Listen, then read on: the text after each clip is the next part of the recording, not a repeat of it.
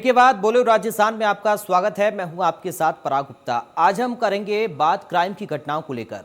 लगातार बुजुर्गों के साथ क्राइम की घटनाएं बढ़ती जा रही हैं। चोर लुटेरे आए दिन सक्रिय हैं और घरों को अपना निशाना बना रहे हैं, बुजुर्ग दंपतियों को अपना निशाना बना रहे हैं। तो आज इसी मुद्दे पर इंडिया न्यूज संवाददाताओं ने अलग अलग जगह पर लोगों की राय जानी है। क्या कुछ लोगों का कहना है, ये आज हम आपको बताएंगे। सबसे पहले चौमू में आपको लेकर चलते हैं, जहां पर इंडिया न्यूज संवाददाता दीपक सैनी ने इस मुद्दे को लेकर लोगों से उनकी राय जानी। आए दिन बुजुर्गों के साथ हो रही घटनाओं को लेकर वारदातें देखने को मिलती हैं। अपराधी आसान तरीके से बुजुर्गों को अपना निशाना बनाते हैं।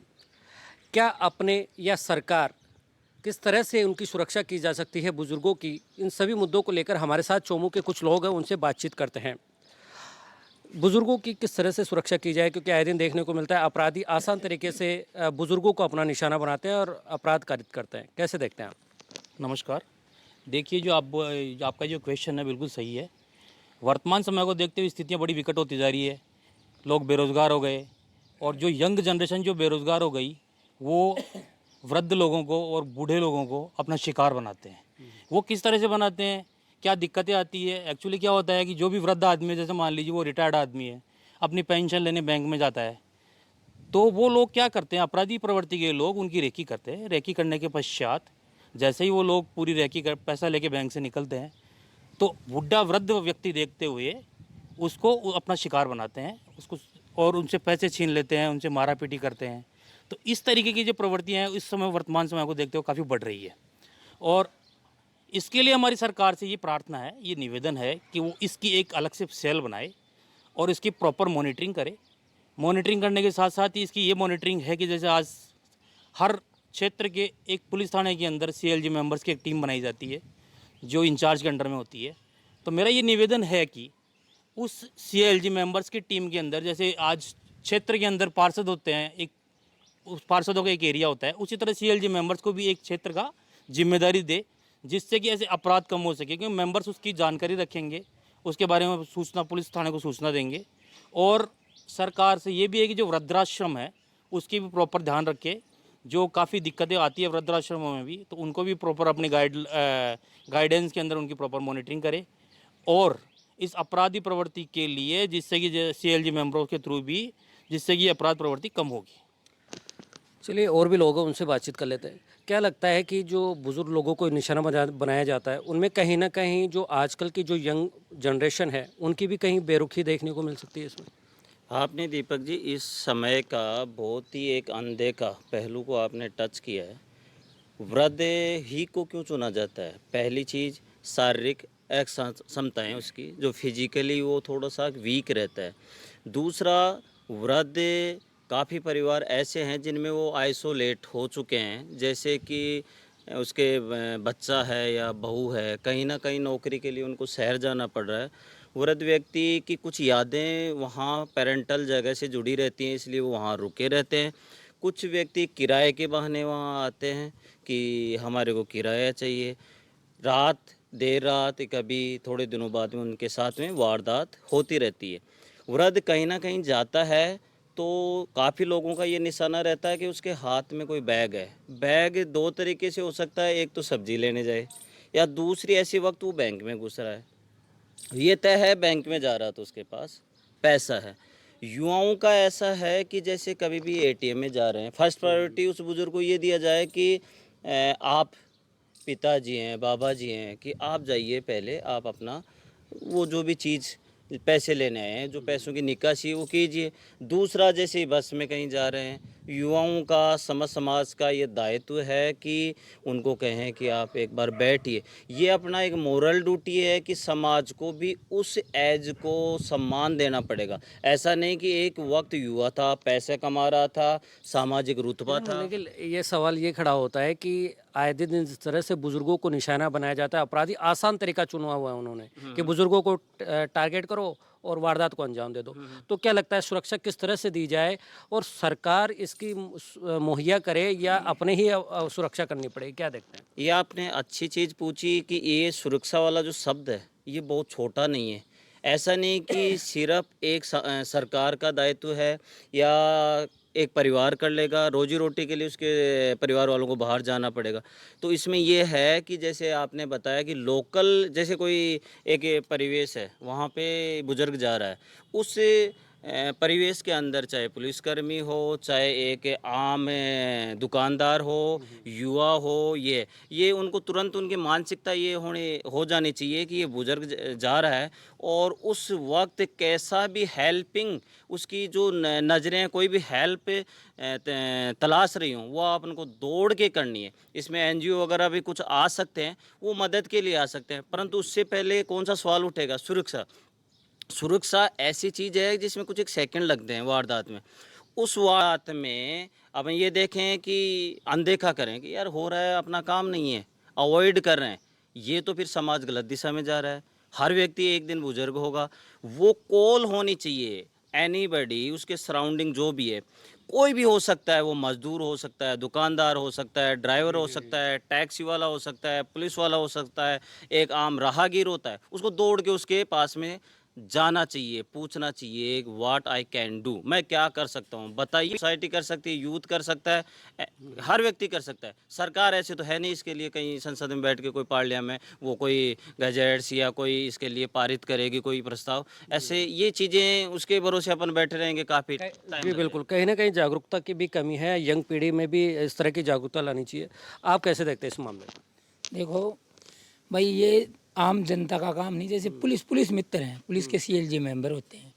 जैसे पुलिस मित्र एक वार्ड में मान लो, एक जैसे मोहल्ले में मान लो, तो पुलिस ऐसी सुरक्षा दे भाई। पुलिस कई बार लोग आते नहीं है सामने, भाई मैं क्यों करूं, बुजुर्ग है तो है, मेरा क्या लेना देना उसमें। तो उसमें पुलिस सहयोग करे। जैसे पुलिस मित्र बनते हैं थाने में, उनको ये पुलिस ये कह दे भाई आपको यहाँ ध्यान रखना है। जैसे किसी बुजुर्ग है, उसके बेटे बहू छोड़ के चले जाते हैं, वो अकेले वहाँ रहते हैं, तो कई बार ऐसी वारदात वहाँ हो जाती है। तो पुलिस मित्र के जो लोग हैं थाने में, जो सीएलजी बने हुए हैं, वो उनका सहयोग करें और पुलिस उनको हिदायत दे, भाई आप लोग इनका ध्यान रखो, हम आपके साथ रहेंगे। इस तरीके से एक वारदात कम हो सकती है। बाकी तो चलिए, ये यहाँ के लोगों की राय थी कि किस तरह से वारदात को रोका जा सकता है। ज़रूरत है कि सरकार तो काम करती है, उसके अलावा जो वहाँ के रिश्तेदार है, आस पड़ोस है, वो भी इन चीज़ों का ध्यान रखे। बुज़ुर्ग को ज़रूर निशाना बनाया जाता है। अपराध आराम से उससे निशाना इसलिए बनाया जाता है कि अपराध आसानी से किया जा सकता है। लेकिन जिस तरह से चोमू के लोगों ने अपनी अपनी राय दी, उससे बेशक कहीं ना कहीं अपराधियों में डर बैठा जा सकता है, अंकुश लग सकता है। मैं हूँ दीपक सैनी, आप देख रहे हैं इंडियन। आए दिन बुजुर्गों के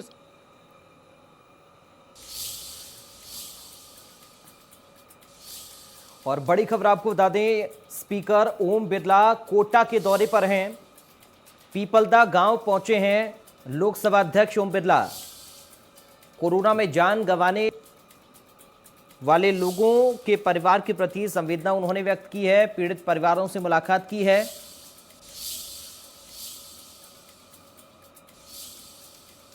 स्पीकर ओम बिरला कोटा के दौरे पर हैं। बड़ी खबर आपको तस्वीरों के साथ हम दे रहे हैं। पीपलदा गांव में पहुंचे ओम बिरला। कोरोना में जान गंवाने वालों पर दुख जताया उन्होंने, परिवार वालों से मुलाकात की है।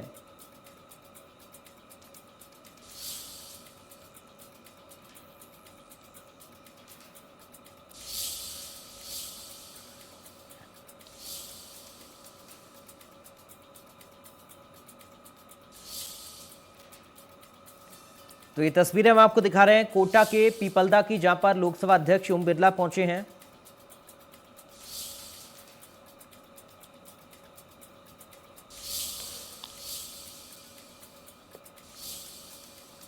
विधायक भरत सिंह के पत्र से खुलासा हुआ। एक और बड़ी खबर इस बीच सामने आ रही है। विधायक भरत सिंह के पत्र से खुलासा हुआ है। विधायक भरत सिंह के पत्र से खुलासा हुआ है।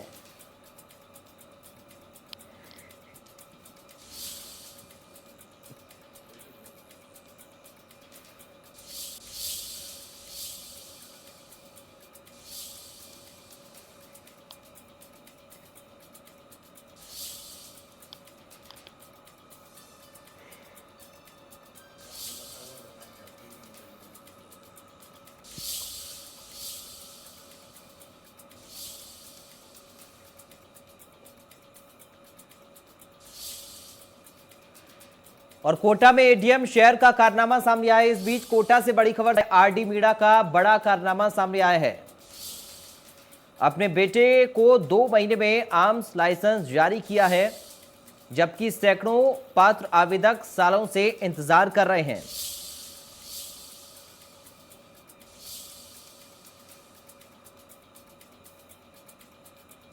कॉलोनी और उद्योग नगर में तो कल ही हुआ है घटनाक्रम। आज के अखबारों में पूरी बड़ी खबरें आ रही है। ये कोरोना काल के बाद ही बढ़ी है। ये 1-1.5 महीने से ये तबादला सूची स्थायी तौर पे सीआई थाने में नहीं लग रही। 6-7 थाने कोटा शहर के ऐसे हैं जिसमें तो स्थायी तौर पे सीआई नहीं है। वाहन चोरी हो रही है और रेलवे कॉलोनी और उद्योग नगर में तो कल ही हुआ है घटनाक्रम। आज के अखबारों में पूरी बड़ी खबरें आ रही है। ये कोरोना काल के बाद ही बढ़ी है। ये 1-1.5 महीने से ये तबादला सूची स्थायी तौर पर सीआई थाने में नहीं लग रही। 6-7 थाने कोटा शहर के ऐसे हैं जिसमें तो स्थायी तौर पर सीआई हैं। विधायक भरत सिंह के पत्र से खुलासा हुआ है।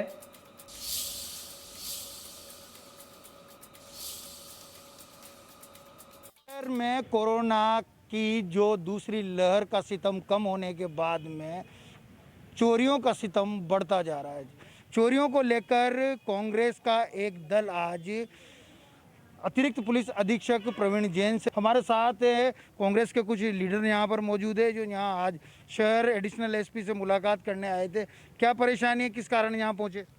कोटा शहर में बढ़ती चोरी की वारदातों पर अंकुश लगाने की मांग को लेकर कांग्रेस के स्थानीय पार्षद कमलकांत जी, नवीन यादव, हमारे अजय गुप्ता जी सहित हमने आज ज्ञापन दिया है। इसमें हमारे मांग है कि कोरोना काल में तो पब्लिक पहले ही परेशान हो रही है, उनके वाहन चोरी हो रहे हैं। थाने में रिपोर्ट लिखाने जाते हैं तो उनसे कहा जाता है कि 2-4 दिन बाद आना, आपको कंट्रोल पे हमने सूचना दे दी है। महावीर नगर थाने में 2-3 वाहन चोरी हो गए 2-3 दिन के अंदर। बोरखेड़ा में चोरी हो चुके हैं। आपके उद्योग नगर, रेलवे कॉलोनी, मतलब 6-7 थाने तो ऐसे हैं जिसमें कंटिन्यू 6ठे महीने में वाहन चोरी के वारदातों का एफआईआर दर्ज हुई है। हम उन सब पे अंकुश लगाने की मांग को लेकर आज एडिशनल साहब से मिले थे। साहब ने भी हमें कहा कि भाई हम कार्रवाई कर रहे हैं, गश्त बढ़ा रहे हैं। हमारा तो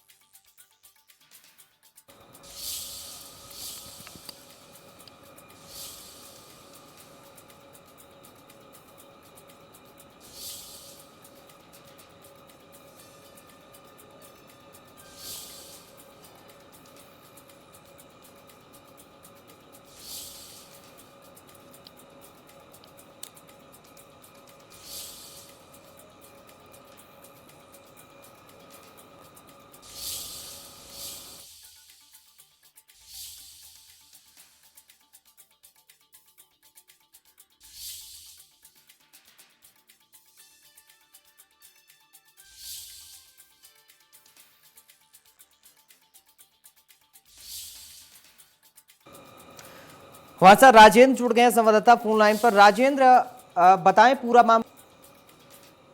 बिल्कुल प्राग भरत सिंह जी ने, जो सांगोद विधायक, उन्होंने एक पत्र लिखा है। पत्र लिख कर पूरे मामले को मीडिया की भी जानकारी में डाला है। पत्र में ये लिखा गया है कि जब लोग काफी समय से आर्म्स एक्ट लाइसेंस के चक्कर काट रहे हैं, वहीं 2 महीने में जो यहाँ के एडीएम सिटी है उनके पुत्र को यहाँ पर आर्म्स एक्ट का लाइसेंस मिल जाता है। और दूसरा है, उन्होंने लिखा है कि पूर्व कोटा संभागीय आयुक्त एल एन सोनी को भी 2 माह में रिवॉल्वर का लाइसेंस दे दिया गया।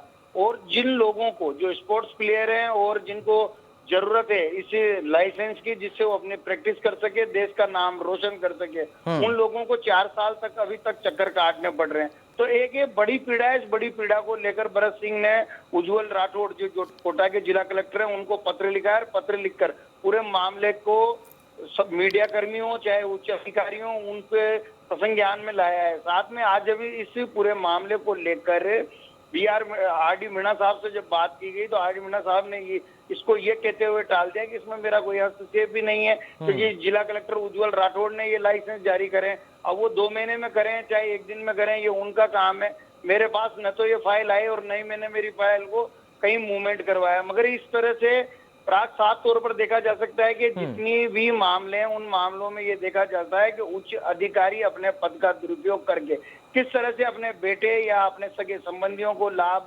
पहुंचाते हैं। क्योंकि यहाँ पर काफी सारे लाइसेंस पेंडिंग पड़े हुए हैं और सबकी मूल पत्रावली और दस्तावेज यहाँ पर कलेक्ट्रेट ठीक में है। मौजूद है, मगर उन पर कोई कार्रवाई नहीं हुई। उनकी फाइलें 4 चलिए, साल बहुत आगे शुक्रिया पड़ी। राजेंद्र आपका तमाम जानकारी और बातचीत के लिए।